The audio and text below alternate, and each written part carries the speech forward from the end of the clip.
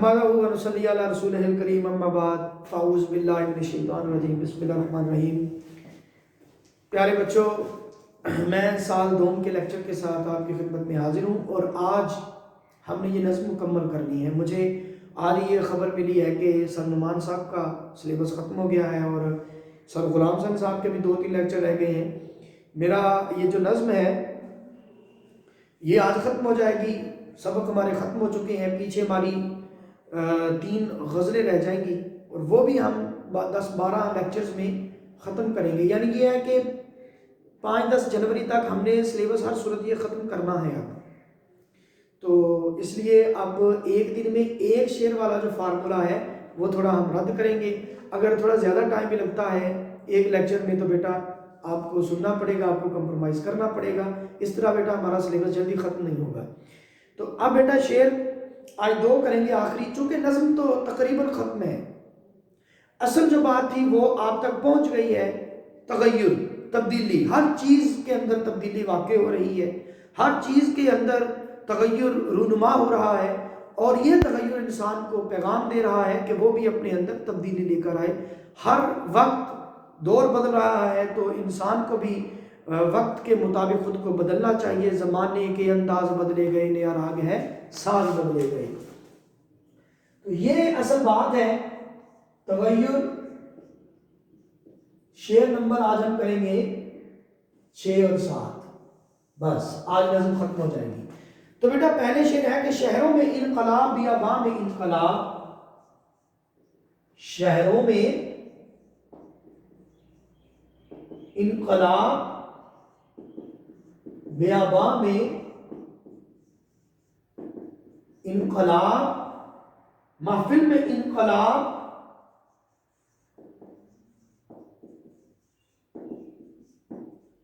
شبستان میں انقلاب۔ شبستان کہتے ہیں بیٹا جہاں ہم آرام کرتے ہیں رات کو، اس بستر کو شبستان کہہ دیتے ہیں۔ اب دیکھیں شہروں میں انقلاب، ایک دور تھا جب انسان غاروں میں رہتا تھا، لیکن انسان وقت کے ساتھ ساتھ پسماندگی سے آسودگی کی طرف سفر کرتا گیا، ارتقائی مراحل طے کرتے ہوئے انسان کی ذہنی صلاحیتوں میں بھی اضافہ ہوا اور وہ کائنات پہ غور و فکر کرتا گیا، نئی سے نئی باتیں تلاش کرتا گیا، مخفی چیزیں تلاشتا ہوا، کائنات کے رموز و اسرار اور چھپے ہوئے رازوں سے پردہ اٹھاتا ہوا آگے بڑھتا اور ترقی کرتا چلا گیا۔ رفتہ رفتہ انسان غاروں سے نکل کر، جنگلوں سے نکل کر بستیوں میں آباد ہوا۔ اس نے گھر بنائے، مکان تعمیر کیے، یہ بستیاں، یہ گاؤں آہستہ آہستہ بڑے بڑے شہروں میں تبدیل ہو گئے، بڑی بڑی عمارتیں بن گئیں۔ انسان نے ہر شعبہ ہے زندگی میں ترقی کی، اپنی عقل اور جستجو کی وجہ سے، اپنے اندر تبدیلی کے جذبے کی وجہ سے۔ اس نے بڑی بڑی عمارتیں بنائی، بازار بنائے، لوگ بازاروں میں اپنی بنائی ہوئی چیزیں، اناج اور دیگر مصنوعات لانے لگے، خرید و فروخت کا بازار گرم ہونے لگا، لوگ کاروبار کرنے لگے، انسان ارتقائی مراحل طے کرتا گیا، اس کی زندگی مصروف ہوتی چلی گئی۔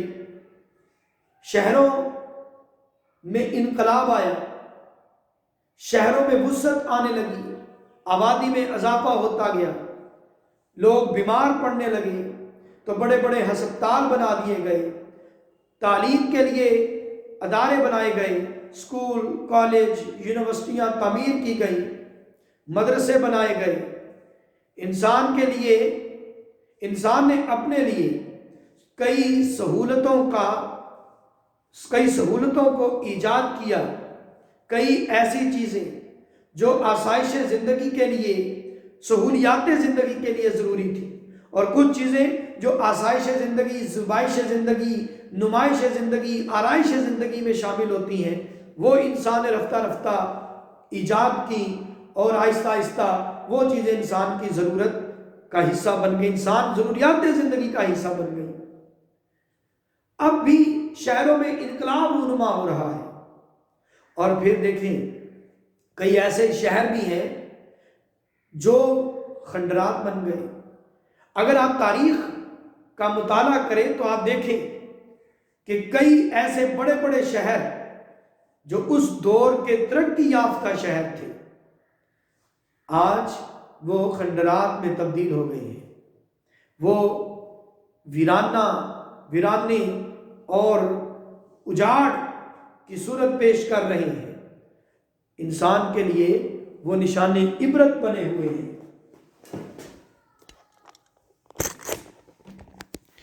بیٹا یہ نا سٹینڈ کا مسئلہ ہے تھوڑا سا۔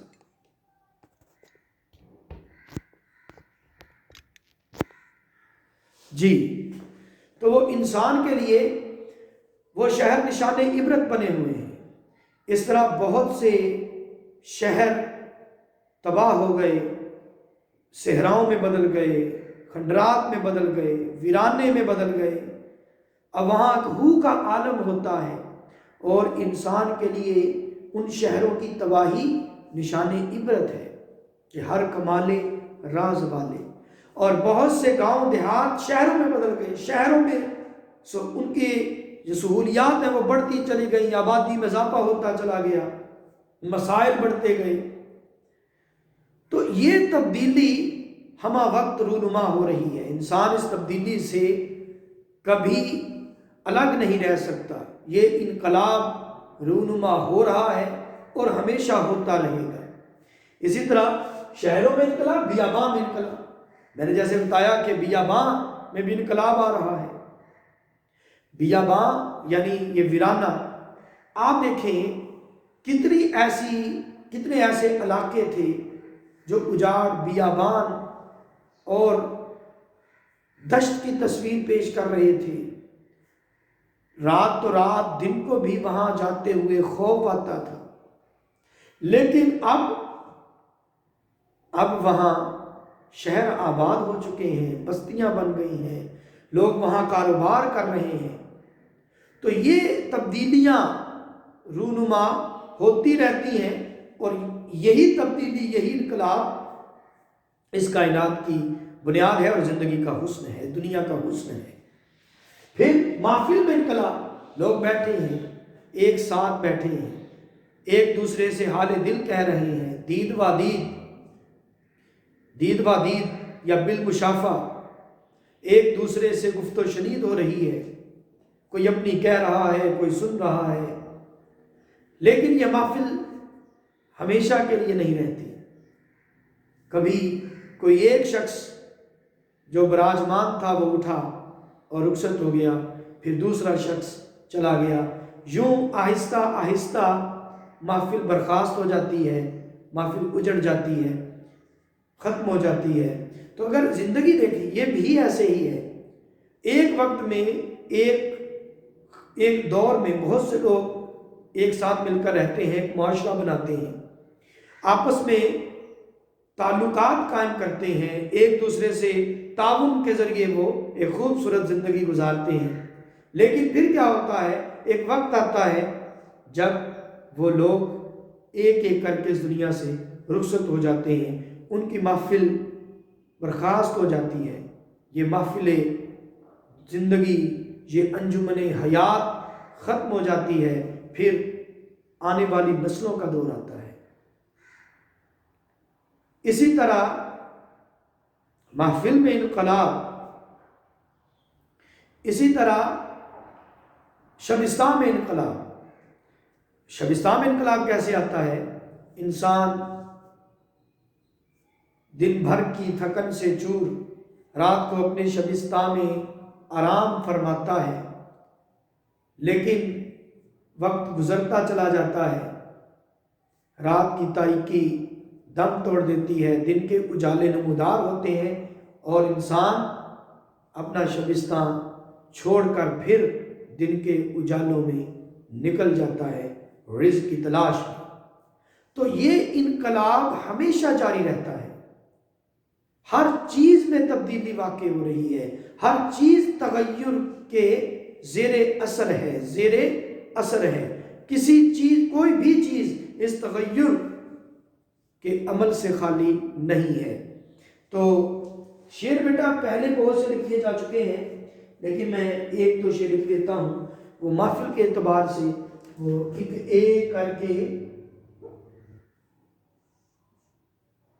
ایک کر کے رفاقت کی لڑی سے نکلے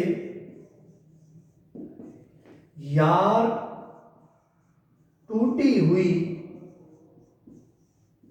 تسبیح کے دانوں کی طرح۔ بیٹا محفل کی مالا ٹوٹ جاتی ہے، محفل کی مالا ٹوٹ جاتی ہے اور اس میں شامل سبھی لوگ ایک ایک کر کے اس مالا سے نکل جاتے ہیں۔ یہ محفل میں انقلاب آتا رہتا ہے۔ تو باقی بیٹا وہی اشعار تبدیلی کے حوالے سے جو پہلے ہو چکے ہیں، اب دیکھیں جتنے اشعار میں نے لکھوا دیے ہیں، کروا دیے ہیں، اگر انہی کو یاد کر لیا جائے تو آپ کی نظم کا جو مقصد ہے وہ پورا ہو جائے گا۔ اور آخری جو شعر ہے یہ پوری نظم جو ہم نے پہلے کی اس کا ایک طرح سے خلاصہ ہے۔ آپ نے پوری نظم میں جتنی باتیں ہم نے کی ہیں انہی باتوں کو بار بار دہرانا ہے۔ شعر ہے کہ کس پر یہاں تغیر نو کا فسو نہیں۔ فسو کہتے ہیں جادوگری، کہ کون ہے جس پر تبدیلی کا اثر نہیں ہے، کون ہے؟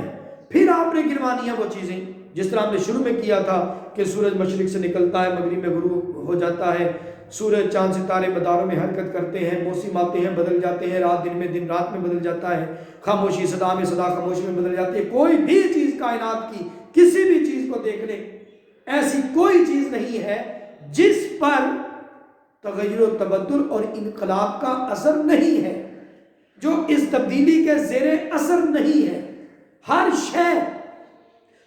شے میں تبدیلی رونما ہو رہی ہے، ہر ذرہ انقلاب، تغیر و تبدل اور اس تبدیلی کے زیر اثر ہے۔ اس بزم میں نصیب کسی کو سکون نہیں۔ یہ دنیا، یہ کائنات، یہ پورے ایک بزم ہے، اس میں کسی چیز کو سکون نہیں، یعنی کوئی بھی چیز مستقل نہیں ہے۔ یہاں بہت عام بات ہے، کوئی بھی چیز مستقل نہیں ہے۔ خوشی ہے، کیا خوشی مستقل ہے؟ نہیں۔ دکھ کیا مستقل ہے؟ نہیں۔ صدیوں سے انسان یہ سنتا آیا ہے، دکھ کی دھوپ کے آگے سکھ کا سایہ ہے۔ کیا عروج مستقل ہے؟ ہر کمال راز والے عروج کو زوال ہے۔ کیا مستقل ہے؟ کیا یہ تعلقات، یہ رشتہ پیوند یہ مستقل ہے؟ کیا یہ مستقل ہے؟ یہ مال و دولت، یہ رشتہ و پیوند، بتانے وہم و گما لا الہ الا اللہ، کچھ بھی مستقل نہیں ہے۔ ہر چیز تبدیل ہو رہی ہے، ہر چیز میں تبدیلی واقع ہو رہی ہے، ہر چیز تبدیلی کے زیر اثر ہے۔ کیا زندگی مستقل ہے؟ ہرگز نہیں۔ کل نفس ذائقۃ الموت، ہر ذی نفس کو موت آنی ہے۔ موت سے کس کو رستگاری ہے؟ آج وہ کل ہماری باری ہے۔ یہاں سبھی منظر بدل رہے ہیں، منظر بدلتے جا رہے ہیں اور یہ منظر بدلتے جائیں گے۔ ہر چیز تبدیل ہو رہی ہے، ہر چیز پہ تبدیلی واقع ہوگی، اور یہ تغیر، یہ تبدیلی اس کائنات کا حسن ہے، اس دنیا کا حسن ہے۔ اور ایک ہی چیز ہے جو ہمیشہ باقی رہے گی، وہ صرف اللہ کا نام ہے۔ الحکم للہ والملک للہ، صرف اللہ کا نام باقی رہے گا۔ دنیا مستقل ہے، دنیا فنا ہو جائے گی، دنیا فنا ہو جائے گی۔ یہ پہاڑ مستقل ہے؟ نہیں، کوئی بھی چیز مستقل نہیں ہے، یہ روئی کے گالوں کی طرح اڑیں گے۔ تو بیٹا یہ تغیر، اس تغیر سے، اس انقلاب سے، اس تبدیلی سے کوئی بھی چیز خالی نہیں ہے۔ بس اس بات کو ذہن میں رکھیے گا۔ آخری شعر میں یہی کہا، اشعار وہی جو پہلے ہم نے پوری نظم میں کر لی ہے۔ آج یہ نظم ہماری مکمل ہو گئی ہے، ہمارا حصہ نظم مکمل ہوا، حصہ سبق مکمل ہوا۔ اب ہماری غزلیں رہ گئی ہیں بیٹا، کون کون سی؟ ایک غزل رہ گئی ہے علامہ اقبال رحمۃ اللہ علیہ کی غزل، دوسری غزل، اور ایک بیٹا ہماری رہتی ہے ناصر کاظمی کی غزل، دو، اور بیٹا ایک غزل ہماری رہ گئی ہے تابش دہلوی کی غزل۔ ہماری غزلیں رہ گئی ہیں بیٹا تین غزلیں ہماری رہ گئی ہیں۔ تو تین غزلوں میں ایک دن میں دو دو شعر اگر ہم کریں انشاءاللہ یہ 12 یا 13 لیکچرز میں یہ ہماری غزلیں ختم ہو جائیں گی۔ یعنی اب مزید 10 سے 12 دن ہیں ہمارا لیکچر انشاءاللہ ختم، یعنی دسمبر تک ہم نے سلیبس انشاءاللہ ختم کر لینا ہے، یا زیادہ سے زیادہ 5-6 جنوری تک۔ تو بیٹا اب غزل کے ساتھ آپ کی خدمت میں حاضر ہوں گا، جب تک لیے اجازت چاہتا ہوں، اللہ ناصر، خدا حافظ۔ لیکن ایک بات آپ کو بتاتا چلو بیٹا، معذرت، کہ گرامر میں ایک بار پھر آپ کو کرواؤں گا۔ وہ پرانے جو لیکچرز ہیں وہ ان کی بجائے میں خود لیکچر دوبارہ دوں گا اور دوبارہ آپ کو گرامر کرواؤں گا، اور جس دن جو گرامر کروایا کروں گا اس دن اس کا ٹیسٹ آپ سے لیا کروں گا، اور وہ سلسلہ نعمان صاحب بہت اچھے طریقے سے نبھا رہے ہیں۔ انشاءاللہ آپ دیکھیں گے آپ کی کارگزاری بھی اچھی ہوگی اور میری بھی۔ تو بیٹا انشاءاللہ اگلے لیکچر کے ساتھ حاضر ہوں گا، جب تک لیے اجازت چاہتا ہوں، اللہ ناصر، خدا حافظ۔